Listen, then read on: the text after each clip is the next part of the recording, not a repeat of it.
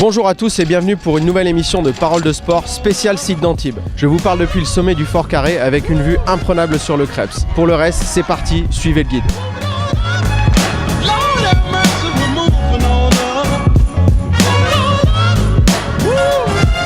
Et qui de mieux placé que Patrice Béag, directeur adjoint du Creps PACA et responsable du site d'Antibes, pour nous parler de ce fabuleux site. On part tout de suite à sa rencontre.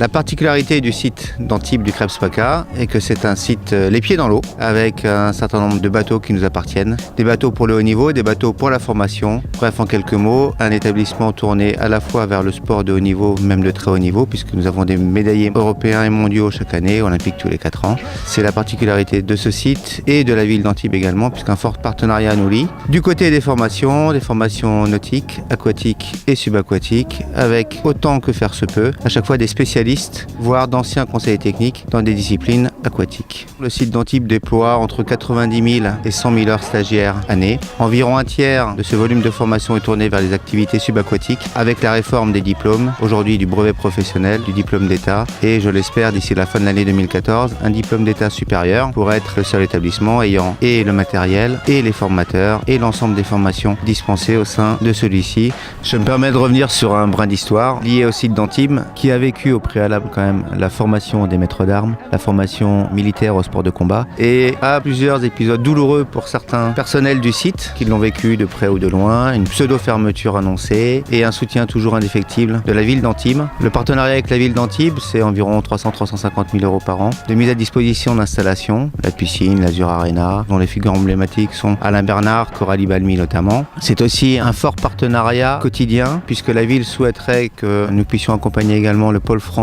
gymnastique artistique masculine qui a ses propres installations, sa propre organisation. Je voudrais également signaler que si le site est très resserré, avec peu d'installations sportives, il bénéficie d'une magnifique installation qui est la mer Méditerranée, qui est le plus grand espace de jeu dont on puisse disposer aujourd'hui. Qui dit Alpes et maritime parle de montagne et de mer. Donc forcément nos activités de formation sont tournées à la fois vers la montagne et vers la mer. Vers la montagne avec l'accompagnateur de moyenne montagne, les préformations au BE de ski, ce qui se passe sur la mer, des activités nautiques, donc à la fois de la voile, du kayak de mer, du stand-up paddle avec une nouvelle forme de diplôme que nous avons créé, donc sur un brevet professionnel, sur les activités aquatiques et de la natation. Une première aura lieu à partir de septembre 2014 puisque nous aurons une formation transversale aux 3 sites sur un diplôme d'État avec un pilotage PACA et non plus une formation dispensée sur un site en particulier. S'il fallait résumer en 3 mots ce que nous faisons en matière de formation et de sport de haut niveau, je choisirais l'exigence, l'expertise, tous deux au service de l'excellence sportive et en matière de formation. Le site d'Antibes, c'est le pôle espoir de voile.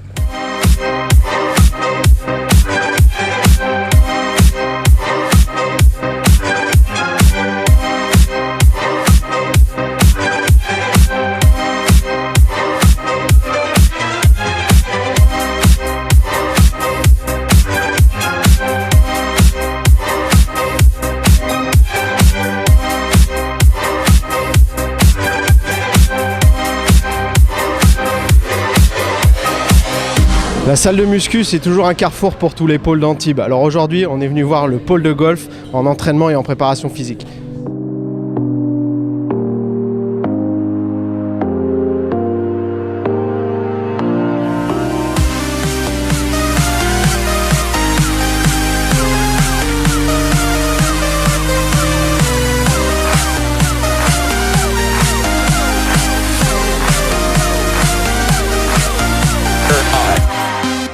Et nous sommes maintenant en route pour l'Antibes Azur Arena, car une des particularités du site d'Antibes, c'est d'avoir la plupart de ses installations sportives à l'extérieur du Creps. On est maintenant à la rencontre du pôle France de trampoline dans des installations qui sont vraiment au top.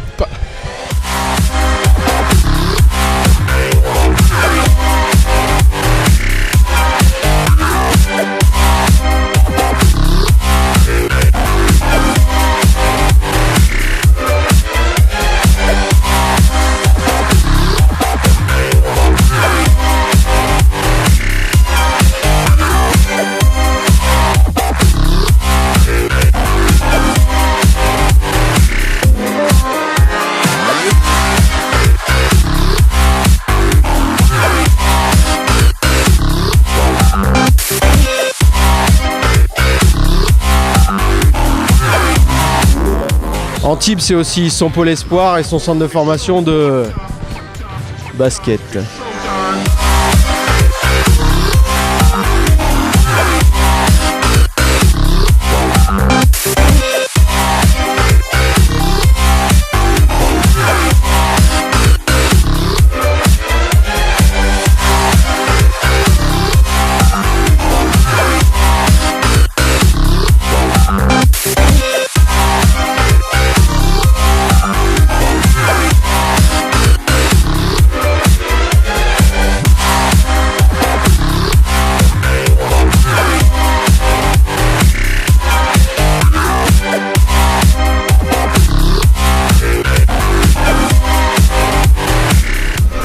On va maintenant à la rencontre du pôle France nage avec palme, une discipline méconnue mais pourtant super spectaculaire.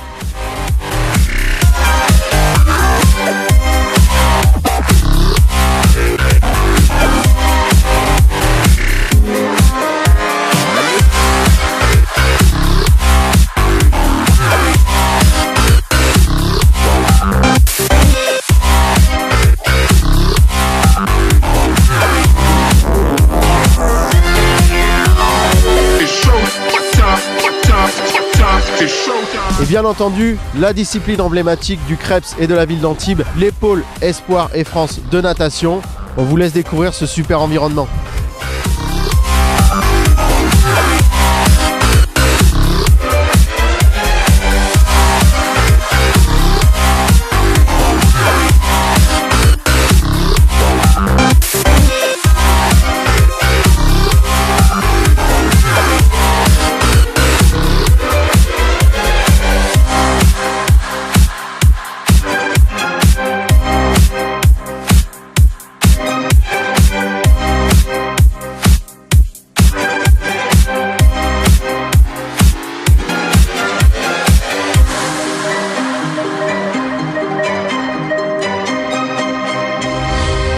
En quoi c'est un atout pour vous d'être ici basé sur Antibes et en quoi le Krebs justement est un atout aidant dans votre préparation?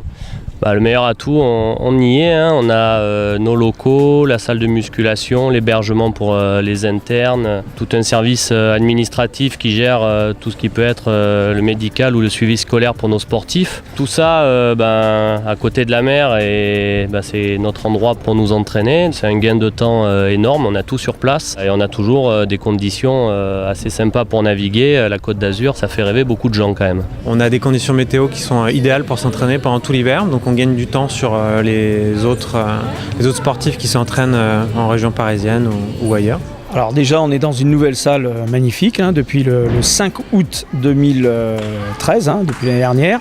Il faut noter l'installation spécifique qu'on a mis en place avec le Krebs, qui a été financé par le Krebs. C'est la vidéo avec des caméras, 4 caméras qui peuvent filmer la gym accro, les différents trampolines, le trampoline en fosse, et qui nous permettent de revisionner immédiatement les exercices qui ont été faits. Donc c'est un contrôle immédiat et puis postérieur à l'entraînement.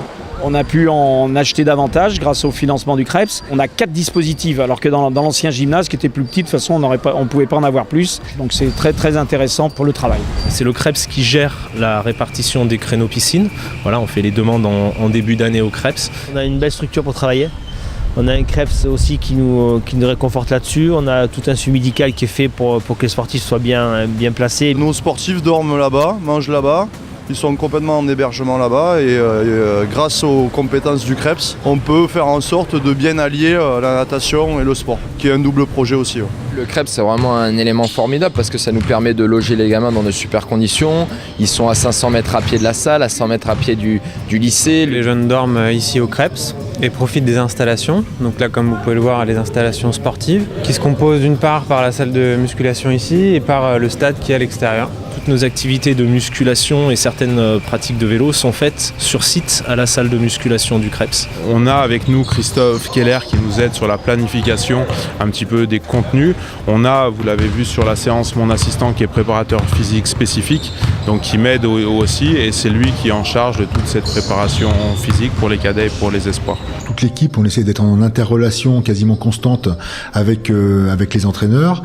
On communique par mail, on s'appelle par téléphone. Ils passent ici ici, même s'ils n'ont pas les lieux d'entraînement sont pas là, il y a un certain nombre qui passent de manière très régulière. Autrement, moi, je me déplace également sur les lieux d'entraînement, ce qui permet également de pouvoir voir les sportifs en activité, ce qui est bien. Je suis maintenant au lycée Audiberti d'Antibes qui propose un dispositif hyper particulier et hyper performant pour l'aménagement scolaire des sportifs de haut niveau. On va tout de suite découvrir ça avec Fabien Grégo. On a la chance sur le lycée Audiberti de pouvoir avoir un dispositif réservé pour les sportifs de haut niveau. C'est-à-dire qu'il y a des classes qui sont exclusivement composées de sportifs de haut niveau. Donc ils ne sont pas mélangés avec d'autres élèves. Grâce à des moyens mis à disposition par le rectorat et un partenariat particulier avec la mairie d'Antibes, on a pu mettre en place cette structure qui permet justement d'offrir aux sportifs de haut niveau des conditions de scolarité qui rendent compatible un entraînement de haut niveau et une scolarité normale. On dit souvent que le dispositif d'Audiberti est un dispositif peut-être pas unique mais particulier à l'échelon national. On est quand même face à des populations particulières. Les sportifs de haut niveau ne peuvent pas être appréhendés comme des élèves lambda entre guillemets. Ce qu'il faut savoir, c'est que sur les différents sports qui sont représentés sur le lycée, il y a deux contraintes principales qui émergent: les sports qui nécessitent un entraînement quotidien et des sports qui nécessitent un entraînement bi-quotidien. Et à partir de là, l'emploi du temps, il est organisé de façon à satisfaire à ces deux types de contraintes. Pour ceux qui s'entraînent une fois par jour, ils viennent en cours à 8h du matin. Ils ont des cours sur le lycée jusqu'à 13h. Ensuite, ils vont se restaurer et ils partent sur les structures d'entraînement. C'est de pouvoir avoir tous les après-midi de libre grâce au partenariat avec le lycée Audiberti qui nous permet de pouvoir naviguer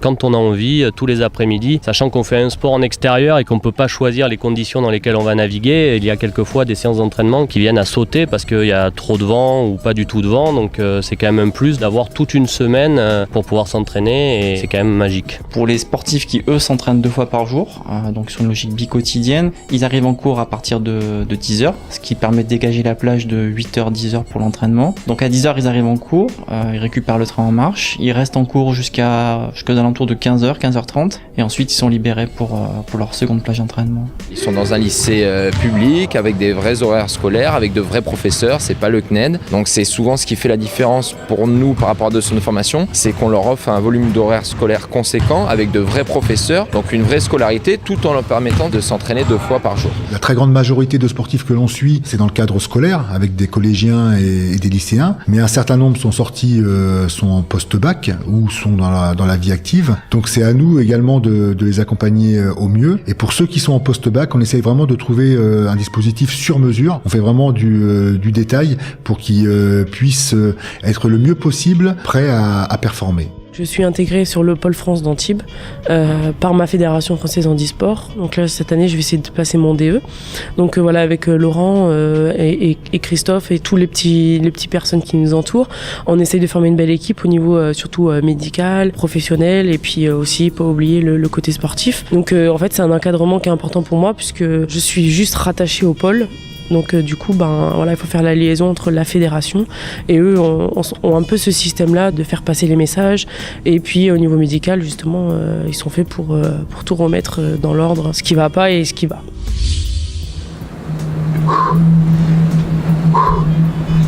On part maintenant à la rencontre de Christophe Keller qui nous parle de réathlétisation et de thermo-training room. Salut Christophe. La réathlétisation est vraiment un axe important de développement ici sur le site d'Antibes. Est-ce que tu peux nous en dire quelques mots ?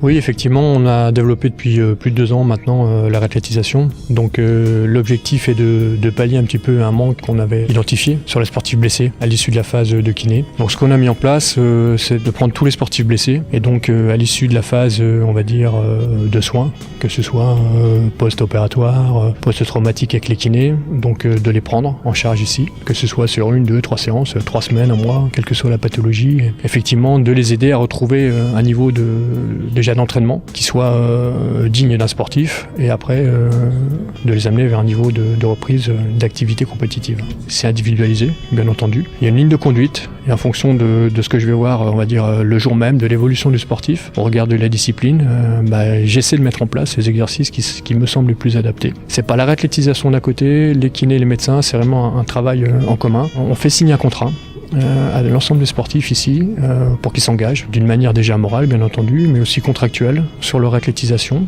Sur le contrat il est clairement précisé qu'il y a la phase médicale de soins il y a la phase de réathlétisation et également on a une phase de préparation physique. À l'issue de la phase de réathlétisation, ils ont la possibilité de continuer ici, passer sur la préparation physique et d'avoir un conseil en quantification et planification d'entraînement avec l'entraîneur. Ce qui se passe d'ailleurs avec Elodie. C'est un travail d'équipe qui ont mis en place pour moi une structure où je peux justement avoir une réathlétisation au niveau, parce que j'ai été blessé au niveau de l'épaule. Donc vraiment la différence entre la réathlétisation et la préparation physique, c'est que la réathlétisation, on va être sur un travail spécifique, on va dire post-rééducation kiné, pour le ramener vers l'activité sportive, sans aller vers la performance. Et dès qu'on passe sur la préparation physique, on est sur des développements de qualité, que ce soit physiologique, musculaire et autres. Voilà vraiment la différence entre ces trois étapes. Alors vous avez un outil spécifique ici sur le site d'Antibes qui est la Thermo Training Room. Est-ce que tu peux nous en dire deux mots, en quoi ça consiste et comment ça fonctionne? D'accord, alors c'est une chambre climatique donc, qui fonctionne avec de l'infrarouge médical. Donc c'est des ondes longues, elle fonctionne avec de la climatisation traditionnelle. Nous l'avantage c'est que c'est vraiment un système qui était utilisé au départ par la médecine, c'est la médecine allemande. Donc le premier avantage c'est que ça va chauffer au niveau de la température à l'intérieur. On préconise une température à 37 ou on règle à 37-40 degrés. Ça va chauffer 80% de la personne qui est à l'intérieur et seulement 20% de l'air. On va ressentir 37 degrés au niveau du corps. Ça va pénétrer jusqu'à 6 cm sur les couches superficielles de la peau, ce qui va permettre une détoxification. Sur une session de 5 à 10 jours, entre 30 minutes et 1 heure dans la cabine, ça permet donc de s'acclimater à la chaleur. S'acclimater à la chaleur, ça veut dire faire une activité physique dans un milieu chaud. Le fait de s'entraîner à la chaleur permet également de développer des performances en milieu neutre. Donc deux choses, on s'acclimate à la chaleur, on s'entraîne à la chaleur et on performe au milieu neutre. Maintenant, moi je l'utilise également en réathlétisation. L'explication donc de cette augmentation de performance, le fait de travailler au chaud vers un milieu neutre, s'explique par une augmentation du volume plasmatique. Dès le moment où on s'entraîne à la chaleur, donc il y a une phase d'adaptation organique, le volume plasmatique augmente, ce qui veut dire qu'on a le sang qui est beaucoup plus fluide, on augmente de fait le débit cardiaque et on augmente la VO2 max. Donc le lien, je l'ai fait rapidement, c'est si j'arrête l'activité ou que je suis lésé sur un membre sup, membre inférieur, je vais diminuer ma VO2, la réathlétisation je la fais dedans. J'essaie de la faire pour 80% des sportifs qui sont ici, c'est minimum 3 fois dans la semaine dans la cabine. Et de fait, tous les exercices, que ce soit de proprio, de vélo, si c'est un membre sup qui est lésé, de tout ce que je peux faire dans la cabine, je fais dans la cabine. Donc réellement, 3 choses, l'acclimatation à la chaleur, l'augmentation de la performance milieu neutre, la détox, et la 4e, je pourrais dire effectivement, c'est même pas 3, c'est 4, c'est la réathlétisation à l'intérieur de la cabine. Donc voilà un peu l'outil. En guise de conclusion, et pour les personnes qui ont eu la chance de passer quelques temps dans l'établissement, le site est très très bien tenu. Je pense qu'on doit cela aux agents qui ont à cœur de montrer qu'ils se plaisent dans ce site. Être agent du site d'Antibes est quelque chose qui n'est pas facile, certes, puisque je suis très exigeant et que nous sommes en règle générale très exigeants, mais qui donne un certain nombre de satisfactions. Il suffit de voir les résultats obtenus aux Jeux Olympiques, encore au dernier, aux Jeux Olympiques et Paralympiques, pour s'en rendre compte. Voilà, chers internautes, cette émission spéciale site d'Antibes touche maintenant à sa fin. Un grand merci et une dédicace particulière à Laurent Frécon qui a rendu donc ce tournage possible. Je vous dis à bientôt pour de nouvelles aventures. Nous sommes maintenant en route pour l'Antibes Azur Arena. C'est ça, hein, l'Antibes. C'est ça. Alors, on est venu à la découverte du pôle. Eh merde. Ah bon. Je réfléchis à ce que je vais dire. On vous laisse découvrir ce cadre. Ah merde. On part maintenant. Ça glisse à mort. Voilà, chers internautes, cette émission spéciale site d'Antibes touche maintenant à sa fin. J'ai un peu zozoté là. J'en ai dit trop là. Ouais.